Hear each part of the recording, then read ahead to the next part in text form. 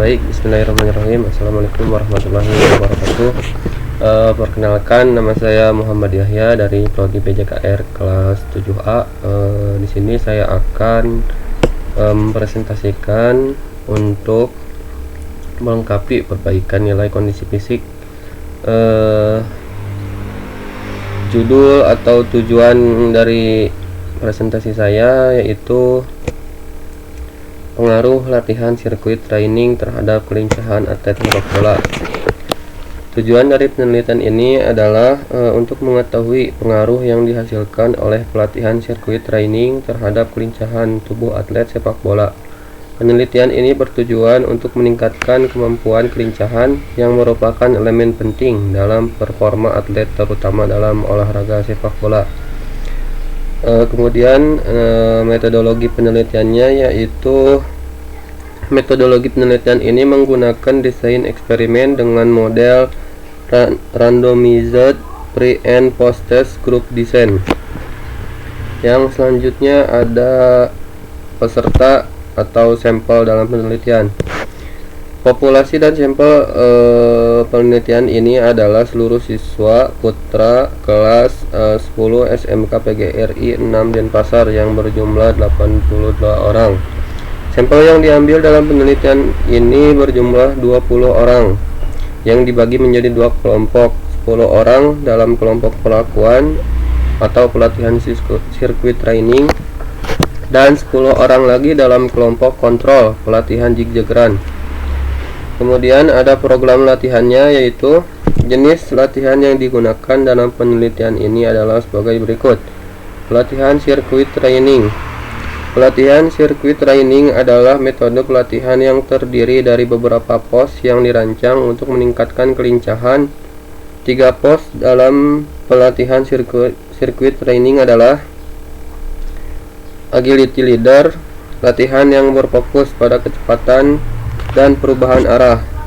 Yang kedua, shuttle run, latihan yang melibatkan lari bolak-balik untuk meningkatkan kecepatan dan kelincahan. Yang ketiga, ada jig-jag run, latihan yang dirancang untuk melatih kemampuan mengubah arah dengan cepat. Yang kedua, ada pelatihan kontrol jig-jag run. Kelompok kontrol menjalani pelatihan yang hanya menggunakan metode jig-jag run, yang juga bertujuan untuk meningkatkan kelincahan tetapi tidak mencakup variasi latihan seperti dalam sirkuit training. Kemudian ada durasi dan frekuensi latihan. Durasi dan frekuensi latihan dalam penelitian ini tidak disebutkan secara eksplisit dalam ringkasan yang tersedia. Namun umumnya pada pelatihan sirkuit training dan jenis latihan lainnya dapat diperkirakan sebagai berikut. Durasi latihan. Latihan biasanya dilakukan selama 30-60 menit per sesi. Setiap pos latihan mungkin memiliki durasi sekitar 5-10 menit, tergantung pada tujuan spesifik dari setiap latihan. Kemudian ada frekuensi latihan.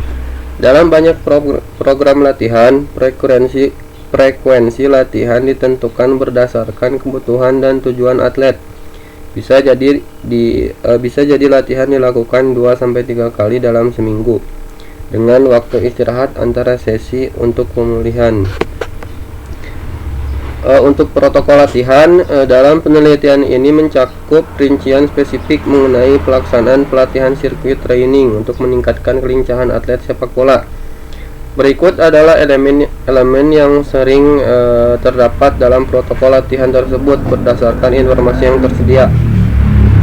Yang pertama ada pemanasan.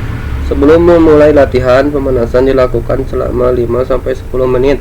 Pemanasan bertujuan untuk mempersiapkan tubuh dan mengurangi risiko cedera. Yang kedua, ada sesi pelatihan sirkuit training. Pos 1, agility leader. Latihan bergerak dengan cepat menuju titik-titik yang telah ditentukan mengandalkan kecepatan dan perubahan arah. Kemudian pos 2, shuttle run. Atlet berlari bolak-balik antara dua titik dengan waktu tercepat yang diupayakan. Yang ketiga, pos 3, jig-jag run. Atlet melakukan lari jig-jag yang melatih kemampuan untuk mengubah arah secara cepat. Setiap pos dapat diulang beberapa kali dengan masing-masing sesi berdurasi 5-10 menit. Kemudian ada istirahat. Istirahat antara setiap pos latihan berkisar antara 1-2 menit untuk memastikan pemulihan sebelum melanjutkan ke latihan berikutnya. Kemudian yang selanjutnya ada pendinginan. Setelah selesai latihan dilanjutkan dengan pendinginan selama 5-10 menit yang mungkin melibatkan peregangan untuk mencegah ketegangan otot. Yang terakhir, frekuensi dan durasi. Latihan ini memungkinkan dilakukan 2-3 kali seminggu selama periode tertentu, misalnya 4-6 minggu untuk mendapatkan hasil yang optimal. Teori dari penelitian ini yang digunakan yaitu teori yang digunakan dalam penelitian mengenai pengaruh pelatihan sirkuit training terhadap kelincahan atlet sepak bola biasanya mencakup beberapa aspek penting. Meskipun dokumen spesifik mungkin tidak mencantumkan semua teori yang digunakan, berikut adalah beberapa teori yang umum relevan dalam konteks ini. Teori kelincahan. Kelincahan merupakan kemampuan untuk melakukan perubahan arah atau posisi tubuh dengan cepat dan efisien. Dalam konteks latihan, teori ini menjelaskan bagaimana latihan yang tepat dapat meningkatkan kemampuan otot dan sistem saraf dalam respons dengan cepat dan terhadap perubahan arah. Teori pelatihan fisik. Teori ini mencakup prinsip-prinsip dasar dari pelatihan olahraga seperti overload, spesifik, dan progresif. Pelatihan sirkuit training dirancang untuk memberikan stimulus yang cukup atau overload bagi otot agar dapat beradaptasi dan berkembang, serta mengacu pada spesifikasi kebutuhan kelincahan dalam permainan sepak bola.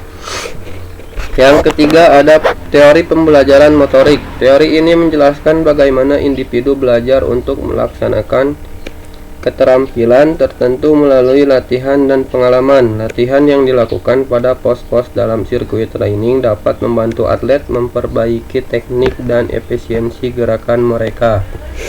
Yang keempat ada teori adaptasi fisiologis. Pelatihan fisik menghasilkan perubahan fisiologis dalam tubuh, termasuk meningkatkan kekuatan otot, kapasitas kardiorespirasi, dan efisiensi motorik.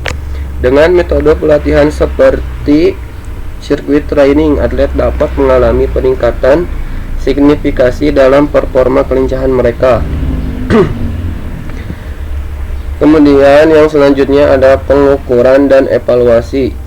Variabel yang diukur. Dalam penelitian mengenai pengaruh pelatihan sirkuit training terhadap kelincahan atlet sepak bola, beberapa variabel yang diukur umumnya mencakup: yang pertama ada kelincahan.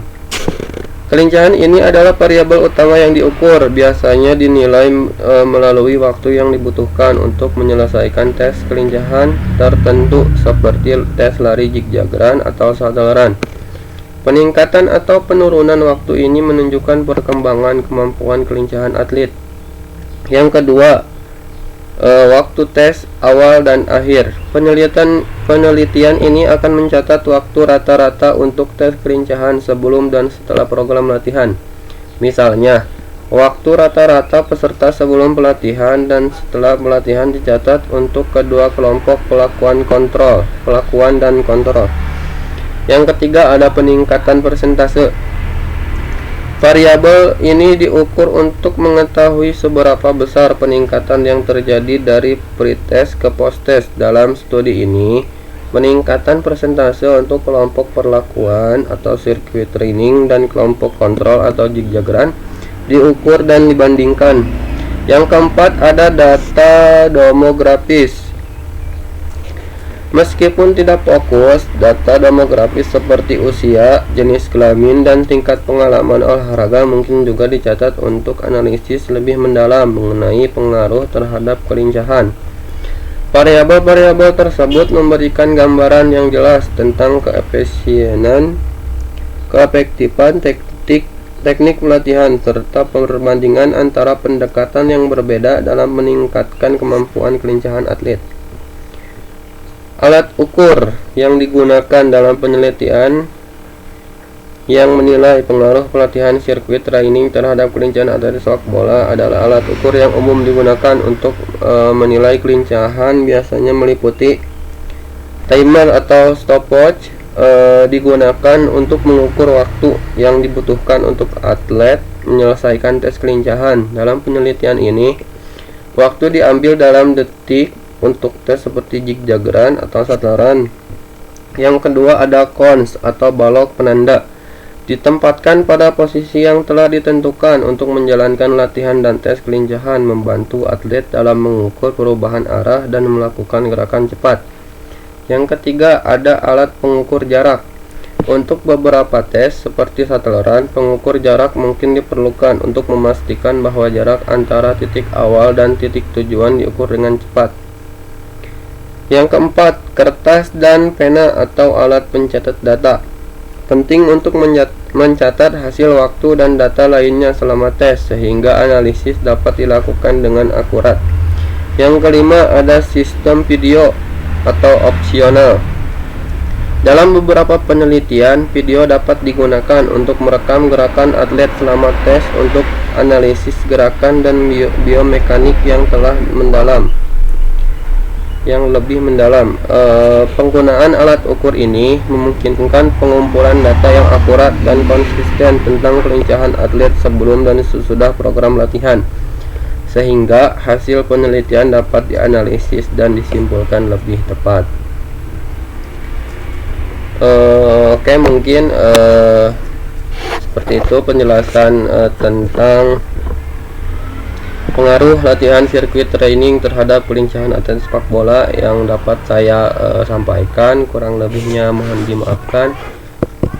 Wabillahi taufiq wal hidayah. Wassalamualaikum warahmatullahi wabarakatuh.